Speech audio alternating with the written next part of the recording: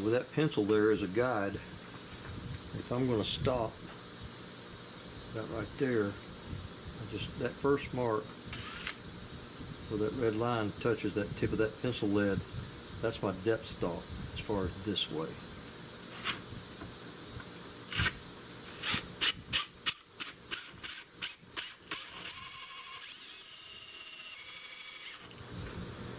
Which is about right there.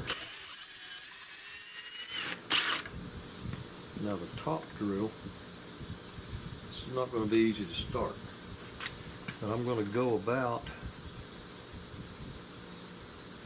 that deep with that top drill. But I've got to start this thing up in here, and that's going to be tough to do.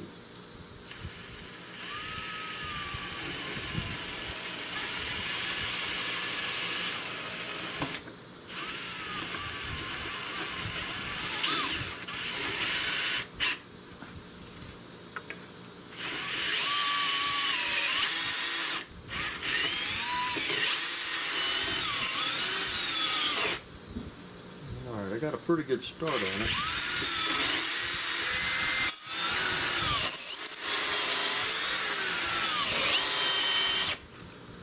And that's about the right depth. Now I have two holes. They're not quite paralleling each other, but they're going to stiffen that break, which comes right across here. That piece of 1/4" threaded rod will go in there. Now on that top hole, I'll need to cut that thing off about a 1/4" shorter than that, because there's a hole, a mounting hole that a screw goes right through there, and I've got to stop out of the way of that screw. I can't interfere with that. So that first rod is about that long.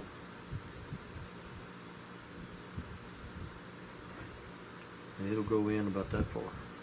Alright, this is lacquer thinner. I've got these two rods wrapped up in a rag saturated with lacquer thinner just to clean the threads out. Make sure there's no oil on there so that epoxy will stick in there, bond well. I'm going to take compressed air. In case there's anything in those threads, I'm going to blow that out with air.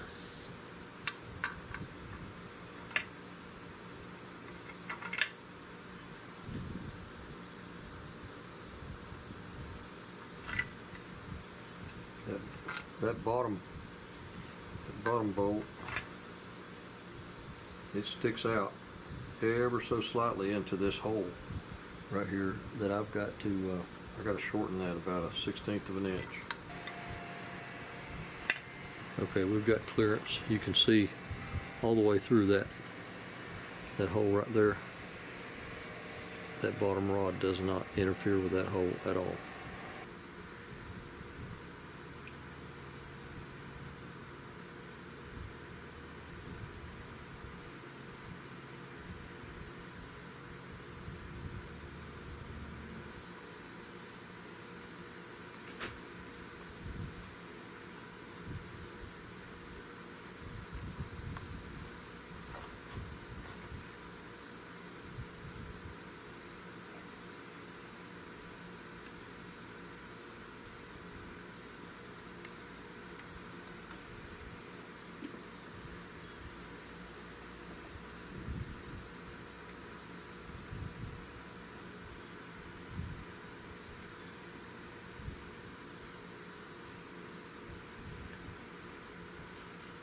By the way, epoxy is messy.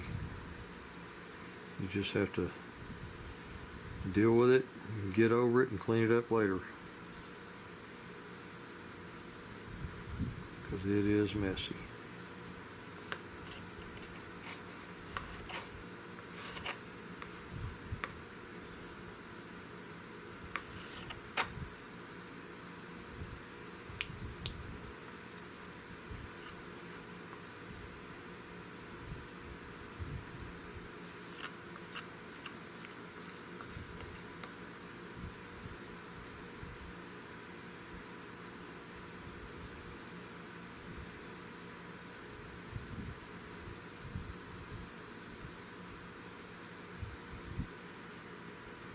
are both of those rods bottomed out. Now I will let that completely dry and then come back and clean all that cavity out where it doesn't need to be. I'm going to bed this. This wasn't bedded on the back. It was bedded up here on the front, but not on the back. So that's going to be bedded before it leaves the shop. That little bitty triangle of wood that was missing, it was right in here. Itty bitty little triangle right there. And this wood is very dark. So I found a really dark piece of black walnut that I had, and took a chisel, cut a little triangle out of it, and whittled it down. And I made that thing kind of tapered. I put it in, it was at a slant, and I filled that with glue, and then I pressed it in there, and I've let that dry. Now I'm ready to strip this. I'm going to peel all this extra epoxy that's on here, just get it all off, because it won't stick to finished wood that's got oil on it, and there's plenty of oil on this gun. So I'm going to clean all this off, and then I'm going to spray some stripper on this and get started on the refinishing process. Okay, the next morning, after I repaired it and stripped it, the break in this crack in this stock mended very well. They put some bedding, very small amount of bedding right here. I'm gonna scuff that up, take a little teeny bit off of that, so I can add some to it, and I'm going to bed it up here to the front of the cartridge, which is about along in there somewhere. So I'm going to bring the bedding forward. I'm going to bring it back to this lug. I'll bed the lug, and I'm also going to bed it on this side, that side, and back here in this back. And I'm going to make sure that this bolt hole is clean and clear. Right now it is, but when I bed it, some more epoxy will go down that hole, so I've got to make sure that that stays.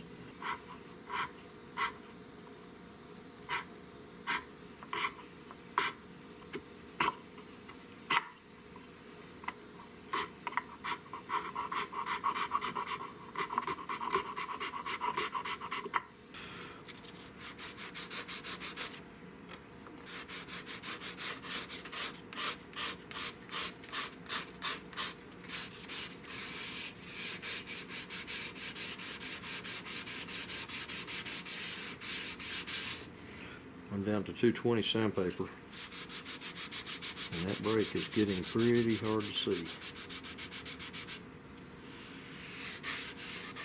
and even harder to feel. When that gets finish over it, the stain on it, it gets smaller and smaller.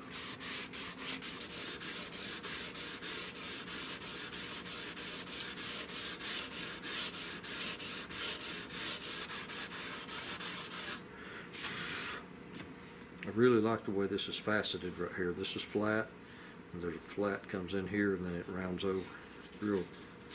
Real distinctive, real pretty.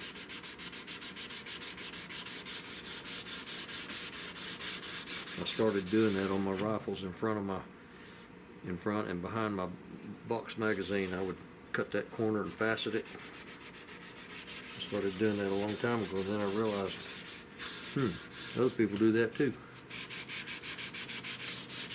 That's the thing.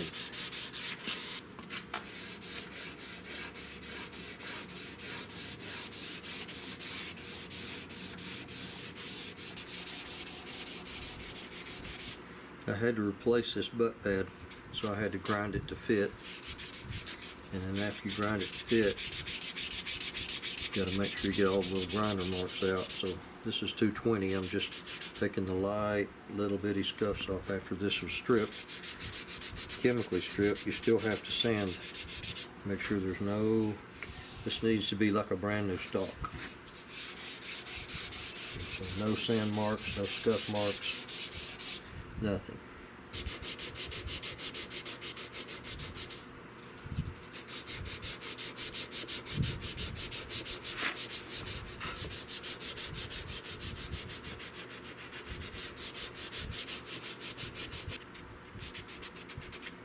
That's where that little chip was missing.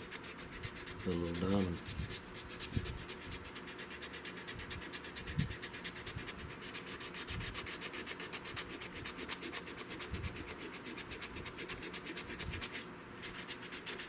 Not a lot of room in there to sand.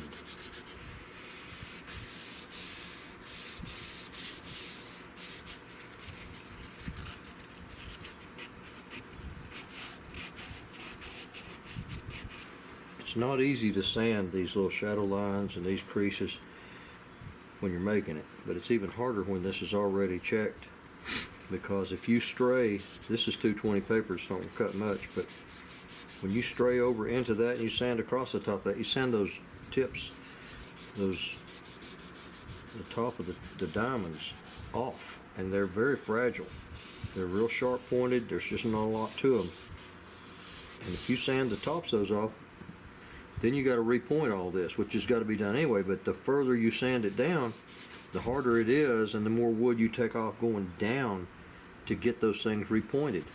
So you got to stay away from that and still sand in here. It's like my dentist friend John says, it's not that it can't be done, it can't be done easily.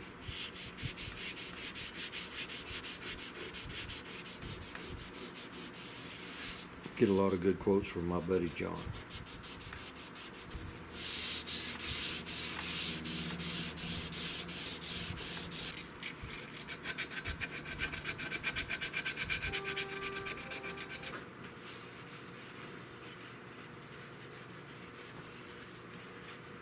All right, that's after the stain is on. I'll let this dry overnight. Putting stain on is less than boring, so I don't bother to film that, but I will show you wiping it off to show you how that break turned out. You know where it's at. You can see it if you look for it. The more finish I put on it, the more it'll disappear. And these underneath here, they're even hard to see knowing where they are. So it's going to mend pretty well. All right, this is sanding the first coat. This is the sealer coat after the stain. And this is gray Scotch-Brite. And the reason I use gray Scotch-Brite on this first couple of times is because this finish, I don't recall it happening with other finishes, but this stuff, it's the best finish I know of. But on the first coat, it takes forever to dry, and it never does get really dry where you can sand it. It's like, it's hard to sand tacky finish and with sandpaper. So that's the reason I use Scotch-Brite, because it doesn't care if it's tacky or not, it'll still smooth it up. Once you put the next coat over that, it dries nicely. It dries in good time. This first coat takes a day, a good day, 24-hour day, and even then it's a little tacky-ish, and that's in the summertime. If it's in the wintertime, it takes 2 days. And if you don't give it the time to dry, when you go to sanding on it, it's like trying to sand bubble gum. It just doesn't work right. So so I use Scotch-Brite. And after that, subsequent coats, I use 400 paper, 600 paper.